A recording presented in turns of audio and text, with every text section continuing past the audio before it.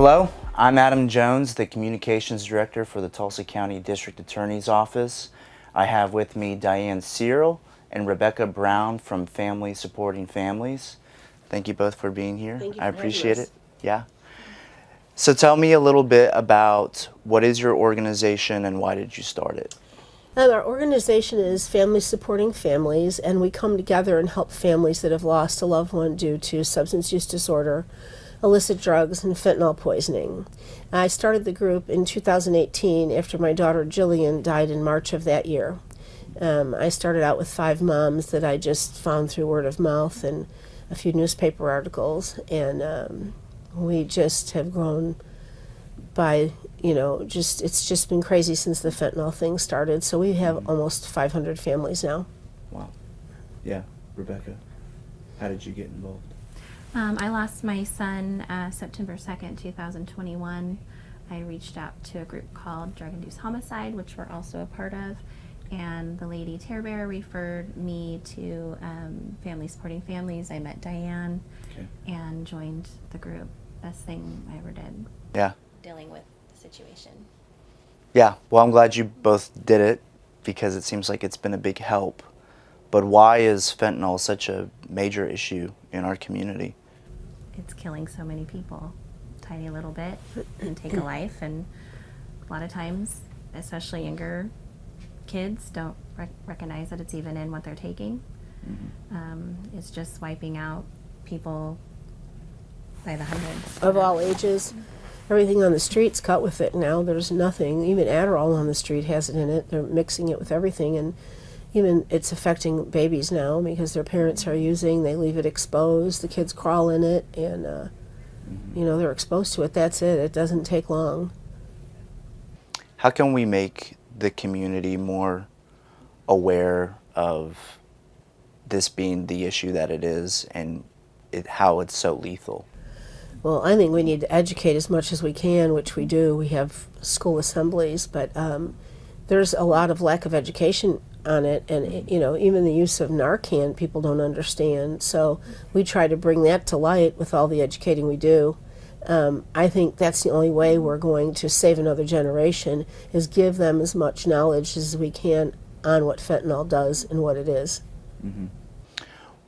When did you start seeing fentanyl as the monster that it is now? What's kind of the origin of that? Exactly. So my daughter died in 2018. She died of heroin, which heroin was the big thing then. And we used to because we make posters for every one of our loved ones that have lost. We travel all over with them. And we used to probably make 2 or 3 a year, and that was a lot. In December of 2021, it just took off. I could not believe how many requests we had to join our group. People were coming out of the woodwork. I couldn't understand it. I'm like, what in the devil is going on? And, we had to wait for toxicology to find out what was going on, and things were taking longer because of COVID and such. But anyway, everything in our group from December 2021 to now is all fentanyl. We don't see anything else anymore. Yeah. What do you attribute that to? Well, it's cheap. Drug dealers can put it in whatever they're selling to expand it. It gives a better high. It's coming over the border. It's made in China, Chinese laboratories. They're pumping it through, like crazy. There's new analogs being made every week, stronger and stronger, and it gets here and it's distributed, and the drug dealers are mixing it with everything. The kids nowadays on the streets don't stand a chance on street drugs. We're even finding it in marijuana. We've had quite a few families that have died, whose kids have died from marijuana, and nobody believes that, but let me tell you, it's true. What's been the partnership like between you guys and the DA's office? What have we been able to accomplish together? He's been extremely helpful with us, especially with our school assemblies. We had a very hard time for probably a year and a half, was it, getting into schools. I mean, it's a no-brainer, like, district attorney says, but we could not get through to the schools that this is what they needed to educate their students. And he's written letters for us. He's spoken at several of our assemblies. He comes to all our events we have. So we're very grateful for his contribution to our nonprofit as well. He's always been there for us. Yeah, he has supported us through almost everything. If we ask him, He's there. Yeah. Yeah. Well, it's obviously important. We're Yes. in our office where I spoke to you both a little bit prior to this about some of the cases that we have going on here where we do have toddlers, babies dying Yes, absolutely. from contact overdoses. We have large amounts of trafficking fentanyl that's connected to the Mexican cartel Yes. that are being prosecuted Yes. here. What's the next step after getting general awareness and support, getting into the schools to talk to students where they're at? What's kind of the next phase of kind of putting screws to solutions? I would love to see a fentanyl task force. I know that other states have done it and have been very successful because I know there's a lot of them out there. It's pretty much impossible right now to get all those cases taken care of. We need more help with that, definitely more help with that. We haven't had an investigator since 2021. So it's difficult. And I think we need a task force just that handles the fentanyl. I think we need to do that, and I think we need to do everything that we physically can do to let people know you sell fentanyl and you take a life, you're going to be held accountable for Absolutely. that. And go for them 100%. Fentanyl is a multifaceted issue, and I know you understand that, but we need to send that message. You take a life, In Tulsa, you're you're held done. accountable. I think Yeah. once we start doing that, my hope would be that they would start realizing and stop selling it as much. Discouraging the activity. We have to Yes. discourage them as much as possible. Tell me more about the schools. Did you want to get into schools just to be able to talk to as many students, or was schools kind of an area where you wanted to be because you're seeing a lot of this activity run through schools? Rebecca is our educator, so I'll let her. When my answer son that. passed away in 2021 from the fentanyl poisoning in a Percocet, I always said to myself, why weren't we told about it? Why wasn't my son educated? Why didn't a mom, get up in front of all of these kids and tell them about fentanyl and the dangers? And they can't save themselves from something they don't really truly understand. And I always felt that he would have made a different decision, experimenting with the drugs, and maybe he wouldn't have done it. So that's why we decided and got our heads together and thought we need to reach out and speak to as many kids as we can, and they do say the age of adolescents that are passing it used to be like 18 and up. Now it's younger. like 12, to 18. And every time I see a young child that's died, I think to myself, this just shouldn't be happening. So it was so important. We don't want another family to walk in our shoes and have to deal with losing their child. So why aren't we implementing this into the schools and talking to kids? So we just started calling schools and trying to get them to allow us to come in. And like Diane said, it was very difficult the first year and a half, 2 years. And now we're seeing a change. We're having schools reach out to us and wanting us to come in. And, I applaud those schools that do that. We got in with Tulsa Public Schools. Yes. And they have been making it mandatory that we speak to every junior high and high school student. Yes. And now it's going as far as now we're going to start doing community events with them, so we can not only educate the students, but we can also Parents. educate the parents. Right. It's very difficult. There's this saying that if it hasn't happened to you, Right. you don't respond to it or get involved with it. Well, with fentanyl, you can't wait. You need to know as a parent and as a community what it is, where they're putting it, what your kids are facing, Right. and you need to be educated so you can, speak to them at home and continually to remind them, hey, it's out there. Be careful. Don't do this. Don't do that. So Tulsa Public Schools recognizing that, and we're going to start doing community events with them. And the other thing we really push is Narcan. Have it, know how to use it. There's no reason not to. It's free in Oklahoma. We even train the kids in that in some of the assemblies when the schools allow us to. It's very, very important. We've had parents say to us, "Oh, we don't need that. Our kids aren't messing with that." You don't know that, and you don't even know if it's going to be somebody else in your family that may have come in contact with it. But having Narcan in the house is very important. Your car, your house, wherever you can.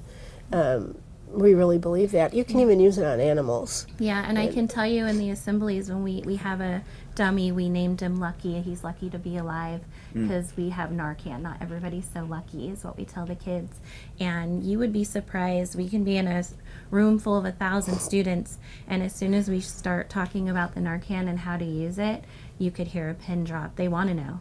And even this year we've been having them raise their hand if they've lost somebody or have a loved one or a friend who's almost died from a fentanyl or a illicit drug poisoning or overdose.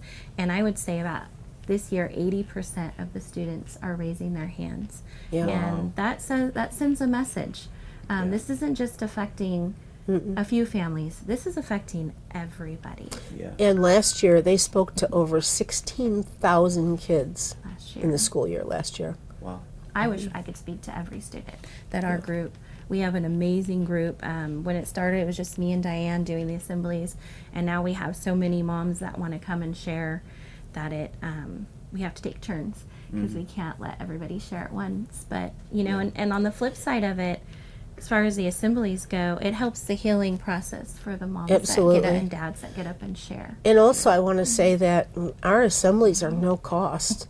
So it's a no-brainer that schools have us out to their school. We shouldn't have to beg them to come out to do that. Can you briefly describe what is Narcan? How do you use it? Where do you get it? Because I know a lot of places you can get it for free. Right. It's an opioid reversal drug. It only works on opioids. But we tell people to use it in any type of overdose because we don't know what they have in them. We don't know what the overdose is. So you cannot lose with administering it. Also, the most important thing to remember is if somebody's passed out or nodded out and you're afraid to use the Narcan because you think you're going to hurt them, it's like if they're not overdosing on an opiate, it's like squirting water up their nose. Okay. So it's not going to hurt them. There's no side effects to it. The sad part is that fentanyl takes more than 2 doses. So sometimes it's 4, sometimes it's 6, sometimes it's 8. We don't know. So we always tell people, dial 911 first, and then get them on the floor and administer the Narcan immediately. Do chest compressions. If the first dose doesn't work, do more chest compressions. Use it up the other nostril. Usually by that time, paramedics have arrived at the scene. We tell them to not do mouth to mouth because the person has taken something from The fentanyl. residue. It can be transferred from saliva or whatever from mouth to mouth. So we don't do the breaths anymore. We also try to educate everybody on what the signs of an opioid overdose is. The nodding off, the blue lips, the blue fingernails, because a lot of people don't even know Could what just to be look drooling. For. Yeah. They could just be sleeping and drooling. Or that snoring noise when they take their last breath.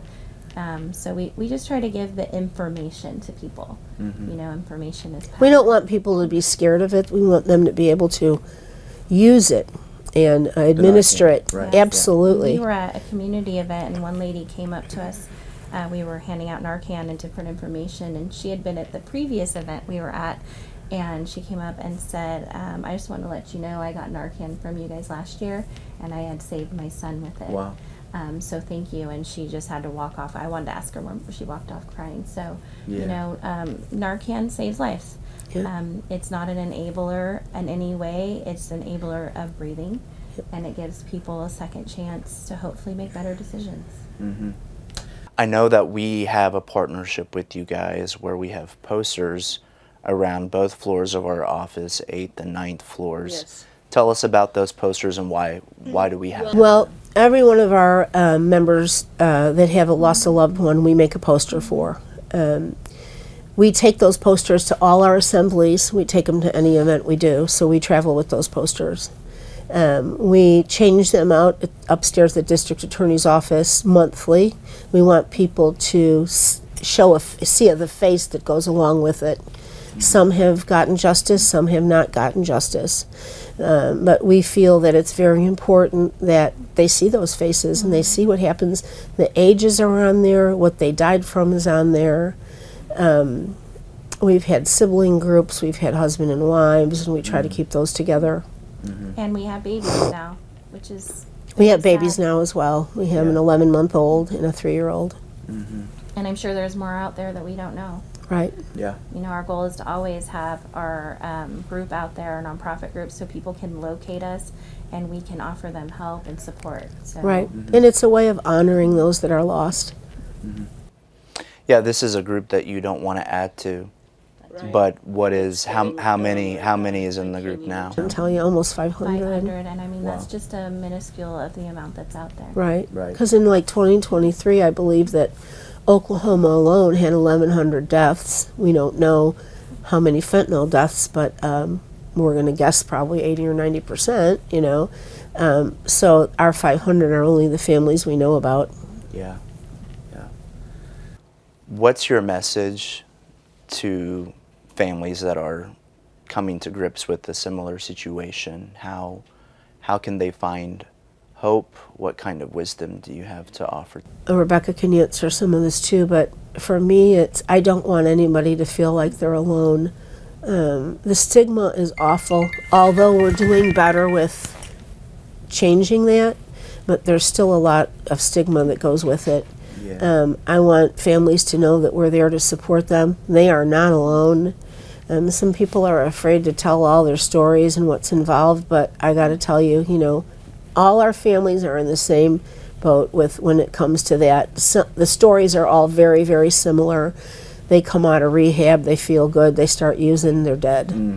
I want them to know that they're not alone. We are there to support them any way we can, If we have to go to court with them, we'll do that.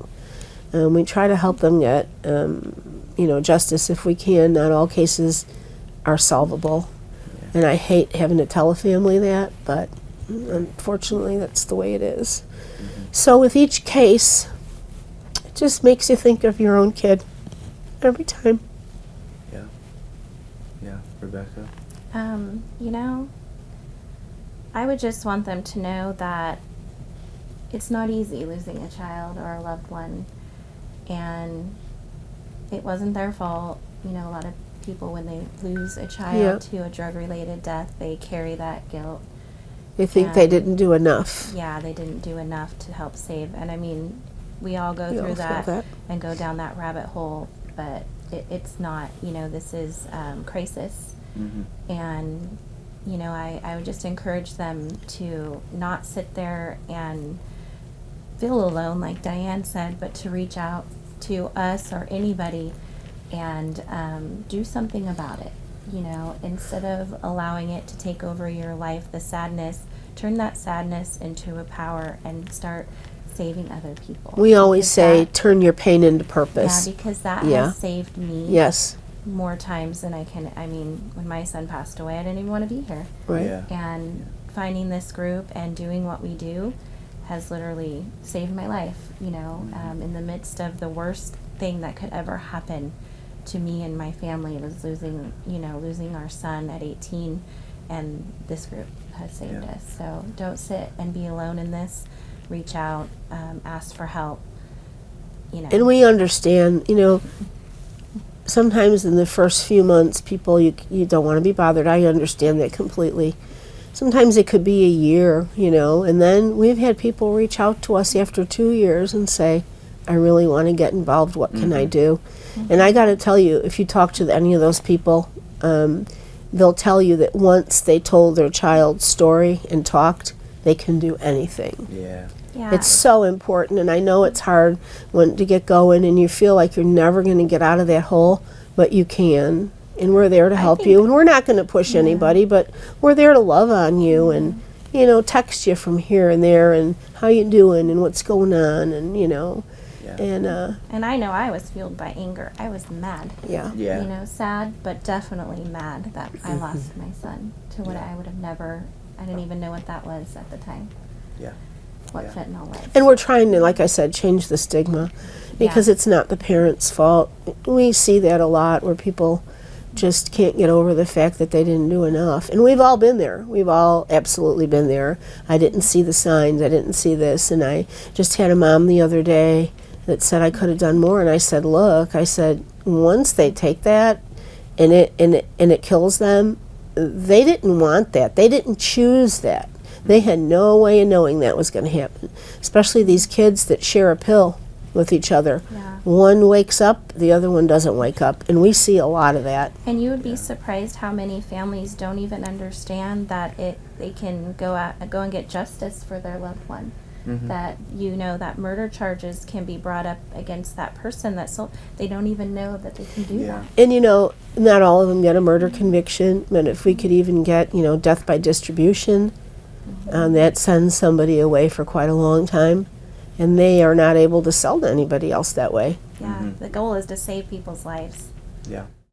Again, I want to thank you both for being here, sharing your stories, starting this organization so that people have a place to be able to lean on each other.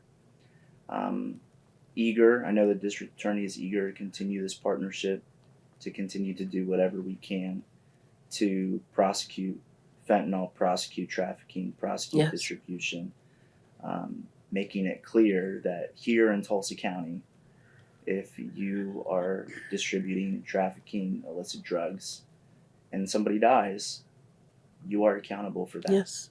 And you have to pay the price for that. Absolutely. And if we do that enough, maybe we can discourage people from doing that. Absolutely. And so we partner with you, and we'll continue to work with you on that. And thank you again. And I want to thank all of you for joining us for this important interview, and we'll see you next time.